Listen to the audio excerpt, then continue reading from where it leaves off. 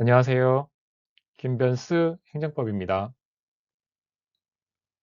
이번 영상에서는 허가에 대해서 알아보도록 하겠습니다.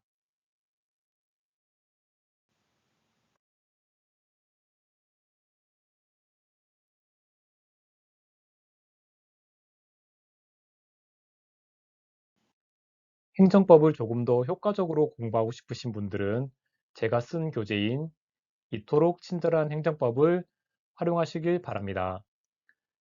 종이책을 원하시는 분은 북크크라는 사이트를 이용하시면 되고, 전자책을 선호하시는 분은 크몽을 이용하면 되겠습니다. 교재에 대한 보다 상세한 설명은 동영상 아래 설명란의 링크를 참고하시길 바랍니다.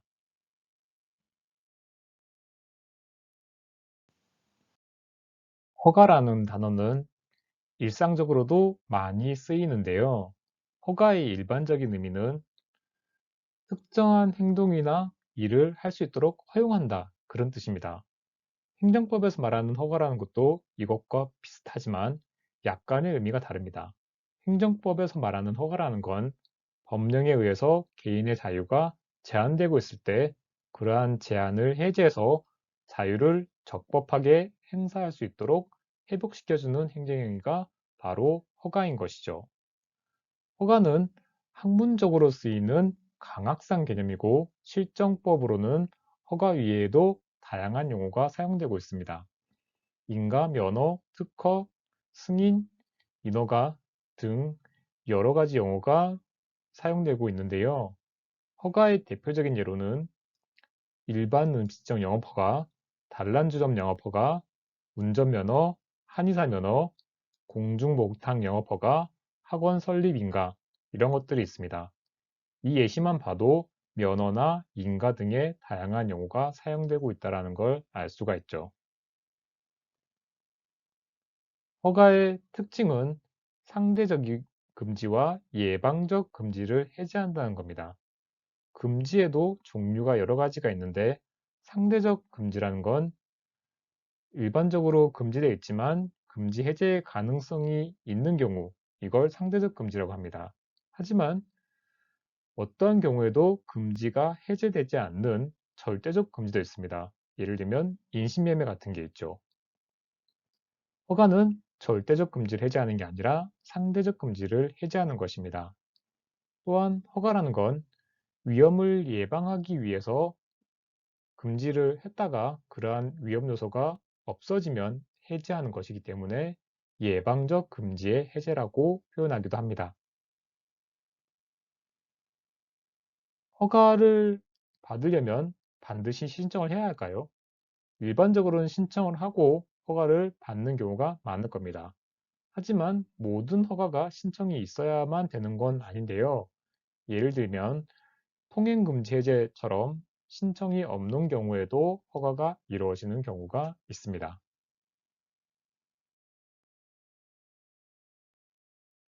허가의 법적 성질을 살펴보겠습니다. 행정행위에 분리해서 설명드린 것처럼 행정행위는 법률행위적 행정행위와 준법률행위적 행정행위로 나뉘고 법률행위적 행정행위는 다시 명령적 행위와 형성적 행위로 나뉩니다. 그럼 허가는 명령적 행위일까요? 형성적 행위일까요?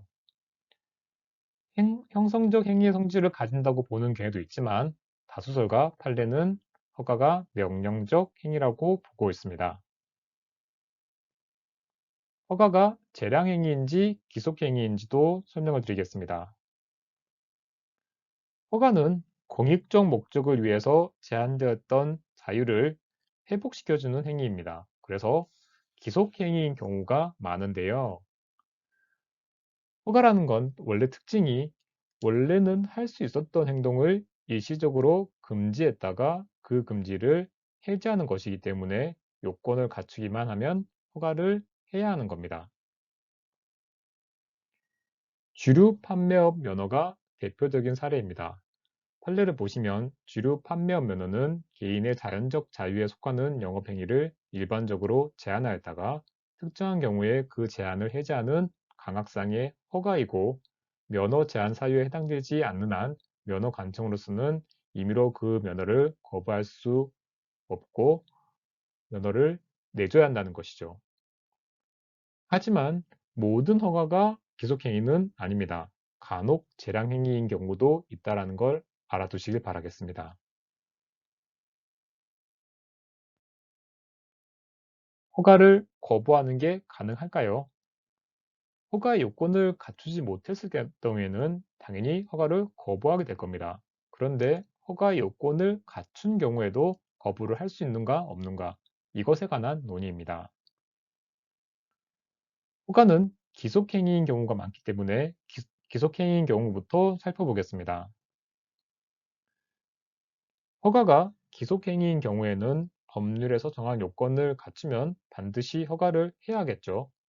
법률에 근거가 없는데 행정청이 독자적으로 허가 요건을 추가한 다음에 그러한 요건을 갖추지 못했다는 이유로 허가를 거부하는 건 허용되지 않습니다. 대표적인 사례가 건축 허가가 있겠습니다. 그런데 허가가 재량행위인 경우는 좀 다릅니다. 허가가 재량행위인 경우에는 허가 요건을 갖추었다고 하더라도 거부를 할 수 있는 경우가 있습니다. 공익상 필요가 있는 경우인데요. 공익상 필요가 있는 경우에는 허가 여부에 대해서 이익 형량, 공익과 사익의 크기를 비교하게 됩니다. 만약에 공익상 요구가 더 큰 경우에는 법령상 명문의 규정이 없더라도 허가를 거부할 수 있는 것이죠. 대표적인 사례가 산림훼손 허가가 되겠습니다.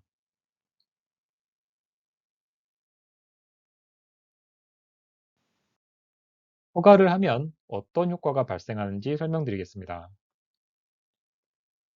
일반적인 효과는 금지가 해제되는 것입니다. 상대적 금지가 해제되고 특정한 행위를 적법하게 할 수 있게 되는 것이죠. 그런데 유의할 사항은 허가의 근거법상의 금지를 해제하는 것이지 허가를 받았다고 해서 다른 법률에 의한 금지까지 모두 해제되는 것은 아닙니다. 예를 들어서 공무원이 음식점 영업 허가를 받는 경우를 생각해 볼 수 있습니다. 음식점 영업 허가를 받았으니 음식점을 영업 허가는 가능하지만 그렇다고 해서 공무원법에 따른 영리 업무 금지까지 해제되는 것은 아닙니다. 허가를 받지 않는 행위는 어떤 효과가 있을까요? 허가를 받아야 하는데 허가를 받지 않으면 일반적으로 행정상 강제나 행정벌이 가해집니다. 그런데 무허가라고 하더라도 원칙적으로 행위 자체 법률적 효력은 있습니다. 어떤 음식점이 허가를 받지 않고 영업하는 무허가 음식점인 경우를 생각해 볼 수 있는데요. 거기서 식사를 했을 때 무허가니까 나는 돈을 내지 않겠다. 이렇게 말할 수는 없는 것이죠. 무허가 음식점이라고 하더라도 행위 자체의 효력은 있기 때문에 음식을 먹었다면 음식 가격은 내야 합니다. 허가의 효과와 관련해서 알아두셔야 할 게 법률상 이익과 반사적 이익입니다. 먼저 반사적 이익을 설명드리겠습니다. 반사적 이익이란 건 법률상 이익과 구별되는 개념인데요. 법률상 이익이란 건 말 그대로 법률이 구체적으로 보호하고 있는 이익입니다. 하지만 반사적 이익은 일정한 규율을 한 결과 부수적으로 생기는 이익을 말합니다. 예를 들어서 코로나19 바이러스 확산을 막기 위해서 집합금지 명령을 내리는 경우를 생각해 볼 수 있는데요. 집합금지 명령을 내리면 사람들이 많이 못 모이니까 배달업이 호황을 누리게 됩니다. 그런데 행정청이 집합금지 명령을 할 때 배달업 하는 사람들의 이익을 위해서 집합금지 명령을 한 건 아니죠. 집합금지 명령의 부수적인 결과로 배달업 하는 사람들이 이익을 누리는 것인데 이런 게 바로 반사적 이익인 것입니다. 법률상 이익과 반사적 이익이 중요한 이유는 취소소송 제기 여부가 달라지기 때문입니다. 만약에 법률상 이익이 침해되면 원고 적격이 인정되니 항고소송의 일종인 취소소송을 제기하는 것이 가능합니다. 하지만 반사적 이익인 경우에는 반사적 이익을 침해받았다고 하더라도 원고 적격을 가지지 않습니다. 다르게 얘기하면 취소 소송을 제기할 수 없는 것이죠. 그러니 허가로 인한 이익이 법률상 이익인가 반사적 이익인가를 잘 구별하셔야 되는 겁니다.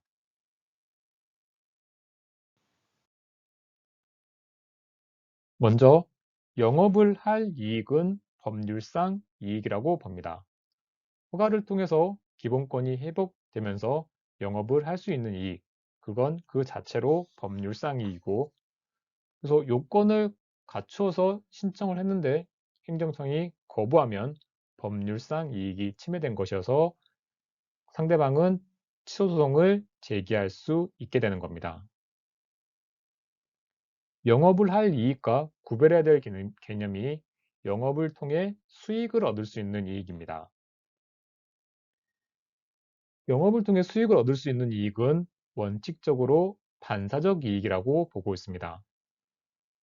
허가라는 건 영업을 할 수 있는 가능성을 부여한 것이지 영업을 통해서 특정한 수익을 보장하는 그런 건 아니기 때문입니다. 대표적인 예로는 한의사 면허, 공중목욕장 영업허가, 유기장 영업허가 이런 것들이 있습니다. 이 문제는 기존에 허가를 받아서 영업하고 있는 사람이 있고 다른 사람이 허가를 받았을 때 다른 사람이 받은 그 허가에 대해서 취소 소송을 제기할 수 있는가 하는 문제와 연결되는데요. 반사적 이익을 침해받은 경우에는 원고 적격이 없기 때문에 취소 소송을 제기할 수가 없게 되는 겁니다. 하지만 예외적으로 영업을 통해 수익을 얻을 수 있는 이익이 법률상 이익인 경우가 있습니다. 법률에서 기존 업자의 이익을 보호하고 있는 경우가 그런데요. 대표적인 사례가 분뇨 등 관련 영업 허가를 받은 경우가 되겠습니다. 법률상 이익인지 반사적 이익인지와 관련해서 담배 소매인의 경우는 좀 잘 알아두실 필요가 있습니다. 담배를 판매한 사람을 담배 소매인이라고 부르는데요. 담배 소매인은 일반 소매인과 구내 소매인으로 나눌 수 있습니다. 구내 소매인 같은 경우에는 건축물 내에서 제한된 영업 범위에서 영업을 하는 사람이라고 이해하시면 쉽겠습니다. 담배 일반 소매인이 기존에 영업을 하고 있었는데 새로운 담배 소매인이 왔을 때 이 기존의 담배 일반 소매인이 가지던 이익이 법률상 이익이냐 반사적 이익이냐 하는 게 중요한데요. 만약에 신규 업자가 일반 소매인인 경우에는 법률상 이익으로 봅니다. 하지만 신규 업자가 구내 소매인인 경우에는 반사적 이익으로 보는데요. 이렇게 달리 보는 이유는 거리 제한이 있냐 없냐에 따라 달라지는 겁니다. 구내 소매인 같은 경우에는 건축물 내에서 하는 사람이기 때문에 일반적으로 구내 소매인과 일반 소매인 사이에 거리 제한을 두지 않는 경우가 많습니다. 그래서 반사적 이익으로 보는 것이죠.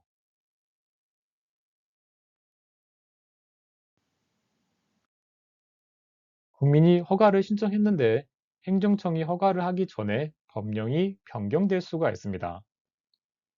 이럴 때는 신청 시의 법률에 따를 거냐 아니면 처분을 할 때 법령에 따를 거냐가 문제될 수 있는데 원칙은 처분 시의 법령, 그러니까 바뀐 법령을 기준으로 허가 여부를 결정해야 합니다. 이게 원칙이고요. 하지만 행정청이 허가 신청을 수리를 한 뒤에 정당한 이유 없이 처리를 늦춘 경우, 이런 경우엔 예외적으로 신청 시의 법령이 적용될 여지가 있습니다.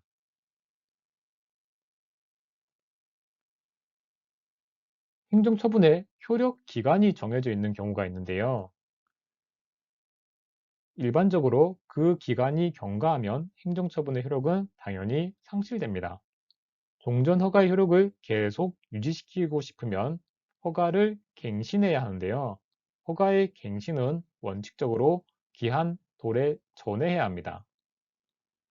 기한이 도래하기 전에 갱신 허가 신청을 하면 종전 허가는 동일성을 유지한 상태로 계속되게 되는데요.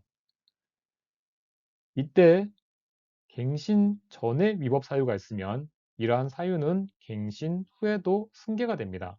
그러니까 갱신 전에 위법 사유를 들어서 갱신 후에도 제재 조치를 취할 수가 있는 것이죠. 이에 반해서 기한 도래 후에 갱신 허가를 신청하는 경우에는 신규 허가로 봅니다.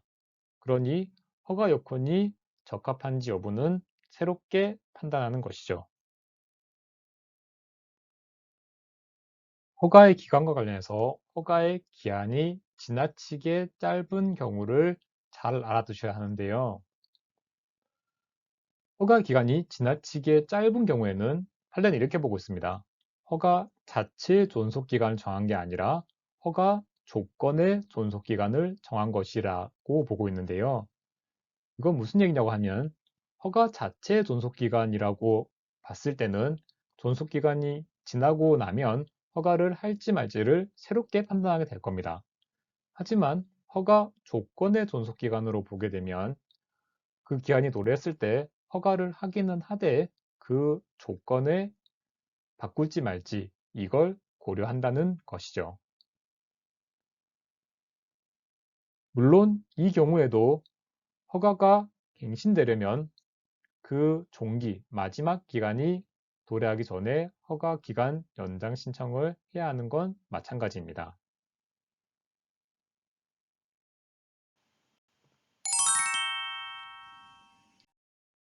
요약 및 정리를 해보겠습니다. 허가라는 건 상대적이고 예방적인 금지를 해제하는 것입니다. 신청을 하는 것이 일반적이지만 허가를 위해서 신청이 반드시 필요한 건 아니죠. 허가의 법적 성질은 명령적 행위로 보는 게 다수설과 판례의 태도입니다. 그리고 항상 그렇지는 않지만 허가는 대체로 기속행위이죠. 허가가 기속행위인 경우에는 법률의 근거 없이 독자적으로 허가 요건을 추가해서 거부하는 게 허용되지 않습니다. 하지만 재량행위인 경우에는 법률의 근거가 없더라도 공익상의 이유로 허가를 거부할 수가 있습니다. 허가가 이루어지면 일반적 금지가 해제됩니다. 하지만 무허가 행위라고 하더라도 원칙적으로 행위 자체의 법률적 효력은 있다는 걸 알아두시기 바라겠습니다. 그리고 허가로 인한 이익이 법률상 이익이냐 반사적 이익이냐를 잘 알아줘야 되는데 영업을 할 수 있는 이익은 법률상 이익인 경우가 많습니다. 하지만 영업을 통해서 수익을 얻을 수 있는 이익은 대체로 반사적 이익이죠. 그리고 법령이 바뀌었을 때는 원칙적으로 처분을 할 때에 변경된 법령을 기준으로 허가 여부를 판단하게 됩니다. 그리고 허가 기한이 지나치게 짧은 경우에는 허가 자체의 존속 기간이 아니라 허가 조건의 존속 기간에 의한 것이 판례 태도입니다. 끝까지 영상을 시청해 주셔서 감사합니다.